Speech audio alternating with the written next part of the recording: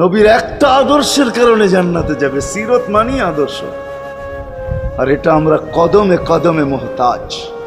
কেননা এই ছোট জীবনটা যদি গ্রহণযোগ্যতা পর্যন্ত পৌঁছাইতে হয় আল্লাহর কাছে, চাই নারী হই, চাই যুবক হই, চাই বৃদ্ধ হই, যেই মানুষই হই না কেন, যেখানেরই হই না কেন, যেই বাসারই হই না কেন, যেই বর্ণেরই হই না কেন, যেই পেশারই হই না কেন, যেই সোসাইটিরই হই না কেন, এই জীবনটাকে যদি গ্রহণযোগ্যতা পর্যন্ত পৌঁছাইতে হয় কার কাছে? দুনিয়া আলাদের কাছে না, মালিকের কাছে, যিনি এক ফোঁটা পানির থেকে অস্তিত্ব দিছেন, যার কাছে আবার আমাদেরকে ফিরা যেতে হবে।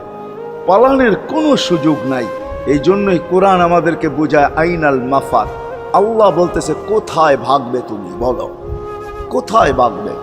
কবির কথাই সত্য, যদিও নাকি পালাও তুমি আকাশেতে লাগিয়ে সিঁড়ি, সিঁড়ি লাগাও যদি আকাশ